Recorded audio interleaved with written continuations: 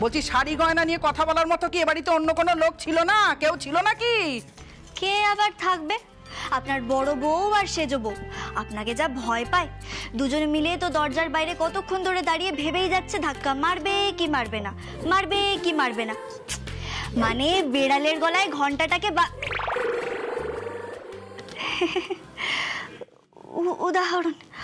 উদাহরণ দিচ্ছিলাম, উদাহরণ। আর বলবেন না বাবা, এইসব শাড়ি গয়না পরে আমার আর ভালো লাগছে না। সেই কখন থেকে পরে আছি। মোনালিসা কিনেছিল শখ করে পরবে বলে, আমার কি আর অভ্যেস আছে বলুন তো?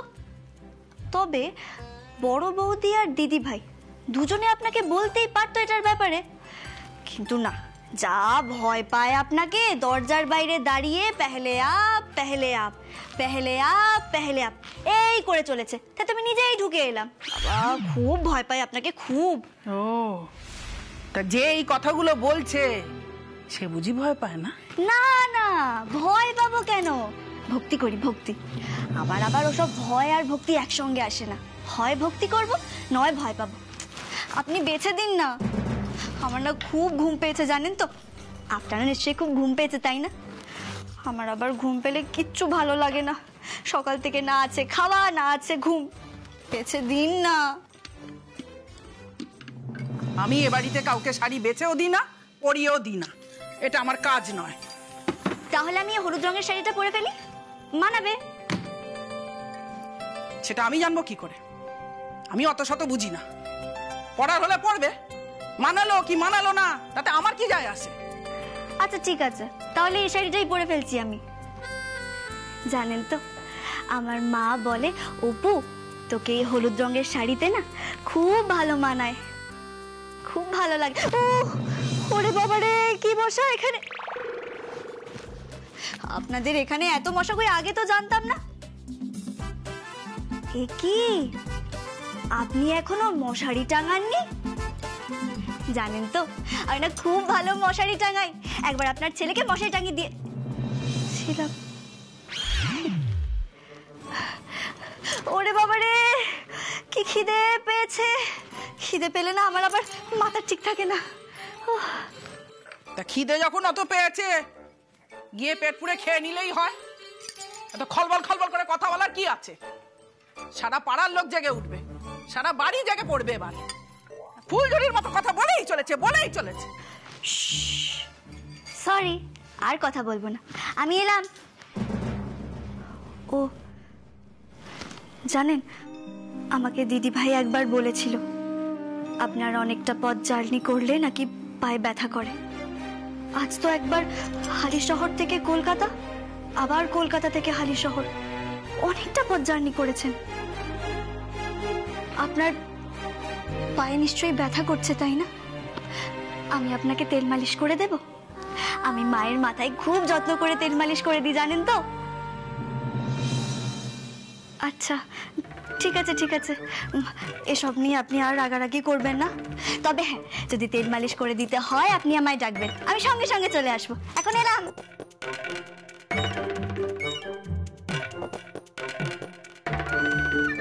গুড নাইট আন্টিমান। মেয়েটাকে কত করে পই পই করে বারণ করলাম, মায়ের ঘরে যাস না যাস না, ঠিক দেখো চলে গেল। আমার কোনো তোরটাই করলো না। এই তো বড়দি ভাই আছে, তুমি জিজ্ঞেস করো না, আমার কথা শুনলো না। এই মেয়েটা না এই জন্মে আমাকে আর শান্তি দেবে না। ঠিক একটা অশান্তি বাঁধিয়ে তারপর ছাড়বে। তুমি দেখো।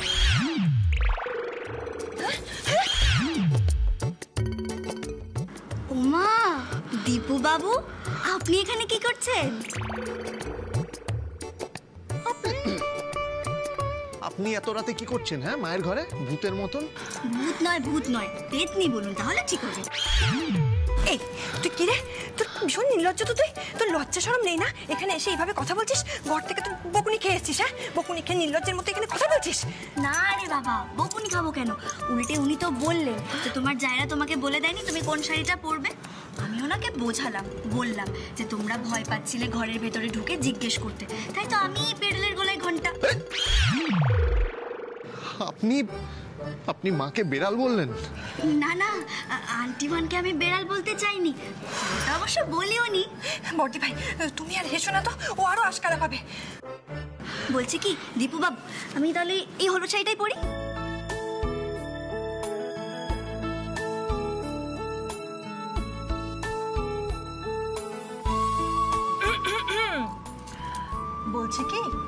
যা পড়বে তোমার দীপুবাবু তাতেই খুশি হবে। এই যে আপনি এখন জানতো এখান থেকে? মাঝরাতে খালি খ্যাটখ্যাট করছে, যাচ্ছি আমি। বাজে লোক একটা, খালি খ্যাটখ্যাট করে। একে আমি সামলাবো কি করে বলো তো? প্রথম রাতেই এই অবস্থা, সারা জীবন সামলাবে কি করে? হ্যাঁ, সেটাই তো ভাবছি।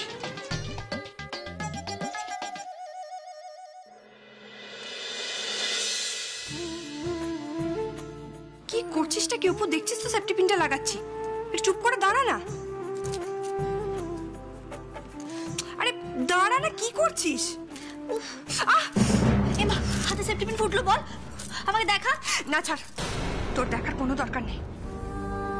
অনেক ভেবেছিস তুই আমার কথা, আর ভাবার কোনো দরকার নেই।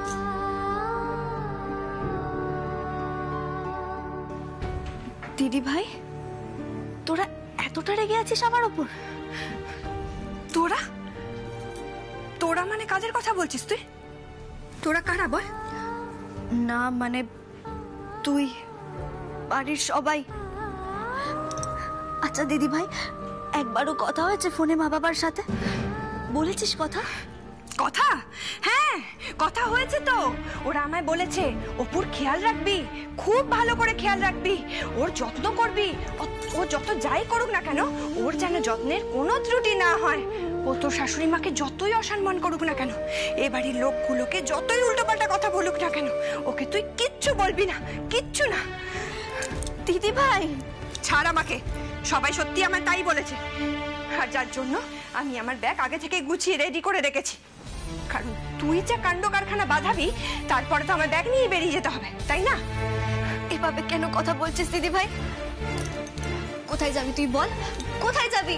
জানি না, জানি না কোথায় যাব।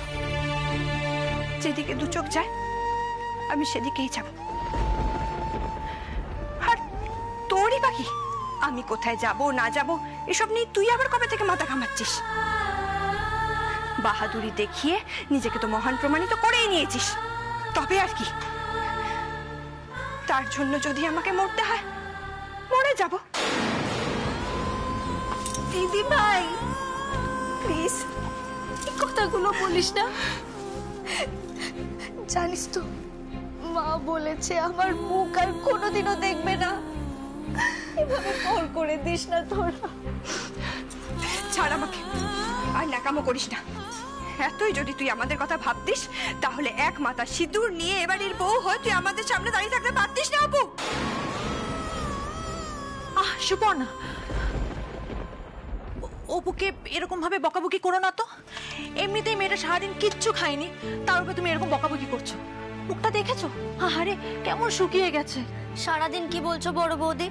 আমি যে লাস্ট কবে খেয়েছিলাম সেটাই আর মনে করতে পারছি না। শুনতে পাচ্ছো? শোনো অপু, আমি তোমার জন্য খাবার নিয়ে এসেছি, দাঁড়াও দিচ্ছি। ও বড় বৌদি, আমার তো ঘুমই পাচ্ছে না। ওমা, তুমি তুমি এখনো ঘুমাওনি? দিদি ভাই তো সেই কখন ঘুমিয়ে পড়েছে, কিন্তু আমার তো ঘুমই আসছে না। ঘুম না এলেও চোখ বন্ধ করে চুপচাপ শুয়ে থাকো বর্ষা। একবার মা যদি জানতে পারেন যে এত রাত হয়ে গেছে তারপরেও তোমরা জেগে আছো, তাহলে কিন্তু উনি আরো রাগারাগি করবেন। কিন্তু সেজ বৌদি, আজ তো আমাদের রাত জাগারই কথা। আজ তো ছোটদা ভাইয়ের বাসর রাত, আর অপু আর ছোটদা ভাইয়ের বিয়েটা যখন হয়েই গেছে, তখন তো আমাদের নিয়মগুলো মানতে হবে নাকি? আমরা কি আজকে রাতে একটু আনন্দ করতে পারি না, একটু হই হুল্লোড় করতে পারি না বলো? না, পারো না, কারণ তোমরা সবাই খুব ভালো করে জানো এই বিয়েটা খুব একটা আনন্দের বিয়ে হয়নি। এ বাড়ির কেউ এই বিয়েটাকে ভালোভাবে মেনেও নেয়নি, তাই এসব নিয়ে আর কথা বাড়িও না। অনেক বাড়াবাড়ি হয়েছে, অনেক ভুল হয়ে গেছে, আর সেই ভুলের মাসুল দিতে দিতে আজ আমি ক্লান্ত। একে সুপর্ণা, তাকাও তাকাও আমার দিকে। তোমার চোখে জল কেন গো? হ্যাঁ, ও বুঝতে পেরেছি, সেজ ঠাকুর বউ তোমাকে অনেক কথা শুনিয়েছে, তাই না? জামাই বাবু কি বলেছে আবার তোকে? জামাই বাবু তুই আমাকে একবার বল। কেন? তুই জানে কি করবি? কি করবি তুই জেনে? অসভ্যের মতো কোমর বেঁধে তুই ঝগড়া করতে যাবি? হ্যাঁ বল, ঝগড়া করতে যাবি? ওসব ছাড়টা। সুমনা, কি করছো কি? আস্তে কথা বলো। যাও যাও গিয়ে ঘুমো। আমি বরং অপুকে খাইয়ে দিচ্ছি। অপু তো আমারও বোনের মতো নাকি, হ্যাঁ? আর বর্ষা, বর্ষা আজ আর কিচ্ছু না।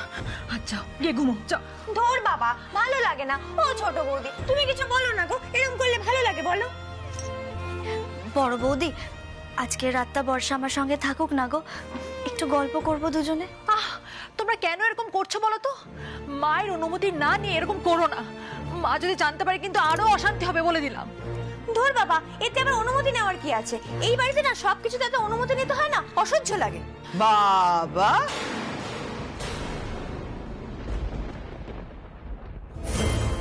এই ঘরে কি হচ্ছে কি? কোনো বিদ্রোহ টিদ্রোহ নাকি? হ্যাঁ, কিরে বর্ষা, গলার আওয়াজ খুব বেড়েছে দেখছি। কি ব্যাপার? কোনো আন্দোলন টান্দোলন চলছে নাকি? তাই আন্দোলনের লিডার রানীটাকে? অপু নিশ্চয়ই। খুব ফুর্তি জেগেছে না? খুব ফুর্তি জেগেছে তোমাদের প্রাণে। তা তোমাদের এই প্ল্যানিং এর কথা তো এবার দিদিকে গিয়ে বলতে হয়। যাই গিয়ে বলি দিদিকে।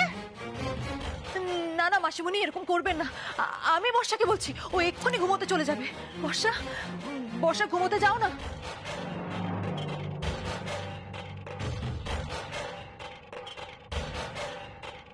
তা তুমি এখানে দাঁড়িয়ে রইলে কেন বড় বৌমা? মাসিমণি, আসলে অপুরটা এখনো খাওয়া হয়নি, তাই আমি দাঁড়িয়ে আছি এখানে। দাঁড়িয়ে আছি এখানে? নেকা, খাওয়া হয়নি তো কি হয়েছে? খেয়ে নেবে, খাবারটা রেখে দাও। নাকি তুমি এখন নিজের হাতে ওকে খাইয়ে দেবে? কচি খুকি নাকি? সেরকম হলে বাপের বাড়ি থেকে কাউকে নিয়ে আসতে পারতো, যে ওকে খাইয়ে দিত, ঘুম পাড়িয়ে দিত। রাজকন্যা বলে কথা।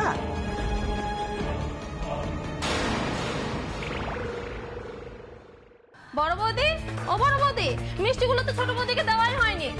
মা, আমাকে দেখে থমকে গেলে যে খুশি। সে কি তোমার ছোট বৌদির জন্য শুধু এই কটা মিষ্টি? একটা গোটা মিষ্টির দোকান তুলে নিয়ে আসতে পারতে। খুশি, দাও মিষ্টিটা দাও আর যাও গিয়ে ঘুমো, গিয়ে যাও। আমি তো ঘুমিয়ে পড়েছিলাম, কিন্তু যা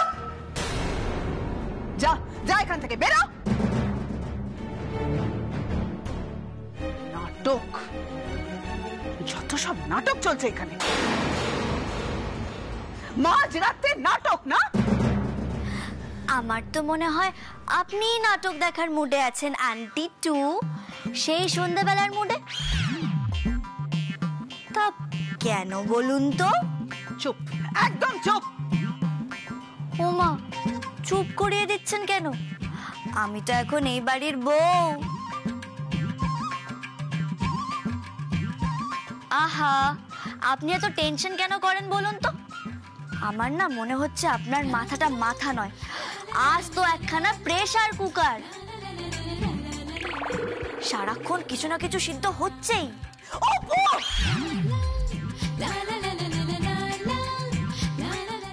আরে বাবা যান না, গিয়ে প্রেসারের ওষুধটা খেয়ে ঘুমিয়ে পড়ুন। আমি কাল থেকে গিয়ে আপনার মাথাটা ভালো করে টিপে দিয়ে আসবো রোজ। আবার পাকামি করছো তুমি? আবার পাকামি করছো? অসভ্য, অভদ্র, বেয়াদব মেয়ে কোথাকার। দাঁড়াও দাঁড়াও, আমি দিদিকে গিয়ে সব সব বলছি। দাঁড়াও। না না না না মাসিমণি, এত রাতে এরকম করবেন না মাসিমণি। আমি যাচ্ছি, আমি গিয়ে ঘুমিয়ে পড়ছি। আর অপু, অপু দয়া করে তুমি খেয়ে ঘুমিয়ে পড়ো কেমন? আমি যাচ্ছি মাসিমণি। অসুখ না, চলো চলো, আমরা ঘুমিয়ে পড়ি। এসো এসো এসো।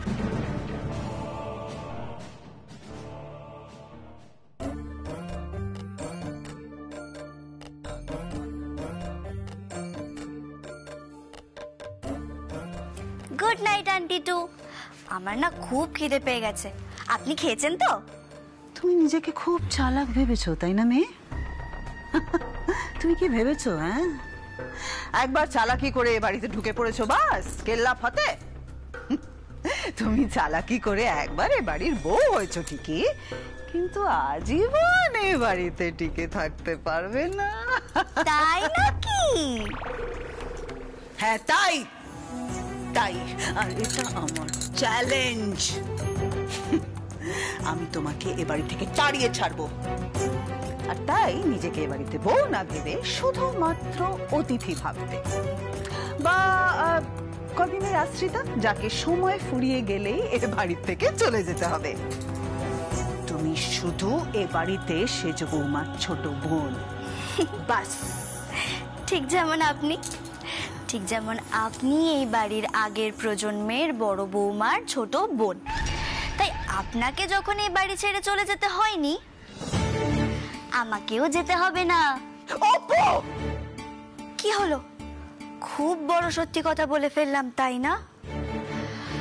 আমার মনে হয় কি জানেন তো, আপনি না এখনো বুঝতে পারছেন না যে আমার আর দীপু বাবুর বিয়েটা হয়ে গেছে, আর সেটা কোনো খেলা ছিল না। এই তো কালই যেমন কাল রাত্রি, তারপর ফুলসজ্জা, আর তারপরেই তো আমি দীপু বাবুর ঘরে শিফট করে যাব। এই ঘরটা কিন্তু আমার ঘর নয়, আর আজ থেকে আমি এই বাড়িতেই থাকব, আর আপনার সব আদেশ পালন করব। কিন্তু আপনি যদি আমাকে এ বাড়ির বড় বউ বা আমার দিদি ভাইয়ের মতো ভেবে থাকেন, তাহলে কিন্তু খুব ভুল করবেন। আপনি যদি আমাকে ভালোবেসে বলেন, অপু মা এটা করে দিবি, অপু মা ওটা করে দিবি, আমি কিন্তু সব কাজ করে দেব। তবে হ্যাঁ,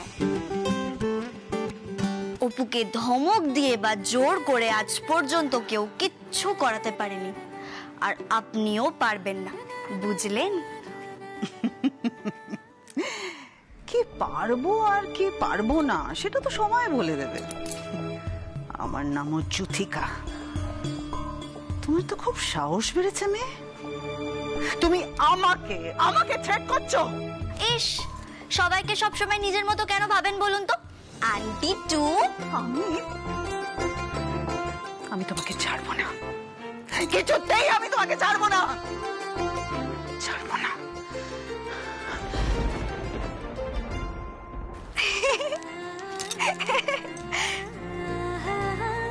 ওমা, আমার তো খুব খিদে পেয়ে গেল, কিন্তু খাবো কোথায় বসে?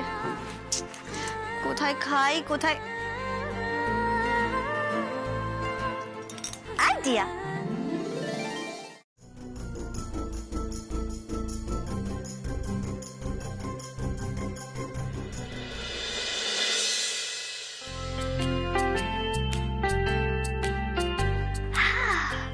যাক বাবা, এতক্ষণে শান্তি হলো। এতক্ষণ তো কেউ খেতেই দিচ্ছিল না, এবারে খাই।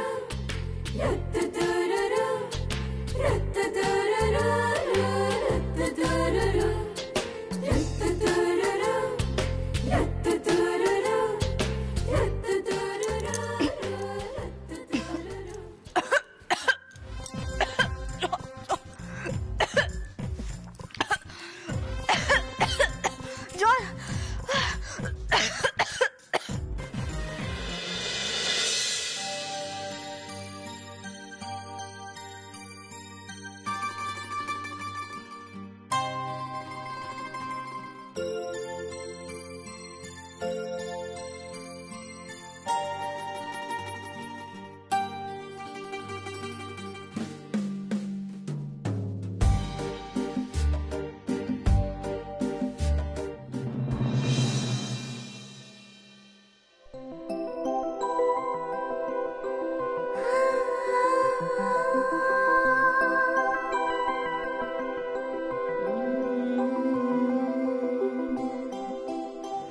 ওফ, খুব বাঁচালেন আমাকে জানেন তো, একটু হলে তো খাবারটা গলায় আটকে মরেই যাচ্ছিলাম।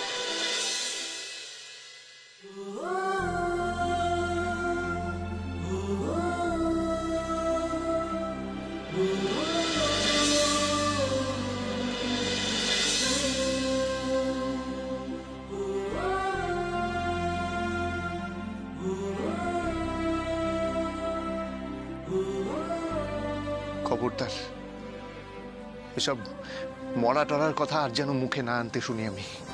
আর যদি শুনি না, তাহলে আমার চেয়ে খারাপ কেউ হবে না বলে দিলাম। আর এভাবে কেউ খাবার খায়? আরে বাবা কি করবো বলুন দেখি, আমার তো খুব খিদে পেয়েছিল, ভাগ্যিস আপনি এসে আমাকে বাঁচিয়ে দিলেন। আচ্ছা আপনি এখনো ঘুমোননি কেন বলুন তো? আমার ঘুম পাচ্ছে না। খুব ভালো হয়েছে, আমারও ঘুম পাচ্ছে না জানেন তো। ঠিক আছে, আপনি এক কাজ করুন, আপনি বরং আপনার ঘরে গিয়ে বসুন, আমি খাবারটা শেষ করেই আসছি। আচ্ছা ঠিক আছে। মানে মানে আবার কি, প্ল্যানিং করতে হবে না? প্ল্যানিং? কিসের প্ল্যানিং? ও মা, গ্র্যান্ড প্ল্যানিং করতে হবে। এই যে আমি দুম করে ড্যাং ড্যাং করে গুরু গম্ভীর মুখার্জি বাড়ির বউ হয়ে চলে এলাম, সেটা তো আমাকে মেনটেন করতে হবে, একটা স্ট্র্যাটেজি মেনটেনের ব্যাপার আছে। ওই যে ওই ক্রিকেট টিম, ফুটবল টিম, ওরা যেরকম মেনটেন করে, তারপরে ওই ভোটে যাওয়ার আগে যেরকম মেনটেন করতে হয়। মাথা স্ক্রুগুলো তো ঢিলা, সেটা আমি জানতাম। যে কটা দু চারটে বেঁচে ছিল সেগুলো ওই দীপু বাবুর ভুল বিয়ে আটকানোর সময় সব খুলে পড়ে গেছে, বোঝা যাচ্ছে। তা না করলে তো লগ্নভ্রষ্ট হতেন। চুপ করুন তো আপনি। অপু, আমাকে লগ্ন ভ্রষ্ট হওয়ার হাত থেকে বাঁচানোর জন্য নিজের স্বপ্নগুলোকে এভাবে ভ্রষ্ট করে দিলেন আপনি। স্বপ্ন? কোন স্বপ্ন বলুন তো? আমি তো স্বপ্ন দেখার চান্সটাই পেলাম না, ঘুমোতেই পারলাম না, চোখের পাতাই এক করতে পারলাম না। আমি আপনার ঘুমিয়ে স্বপ্ন দেখার কথা বলছি না, আমি জেগে স্বপ্ন দেখার কথা বলছি অপু। আপনার চাকরির পরীক্ষার কথা বলছি।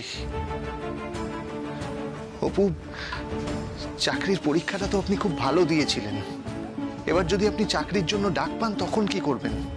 তাছাড়া অনেকগুলো চাকরির পরীক্ষার জন্য আপনি ফর্ম ফিল আপ করেছিলেন, সেগুলোর জন্য যখন অ্যাডমিট কার্ডটা চলে আসবে তখন কি করবেন আপনি?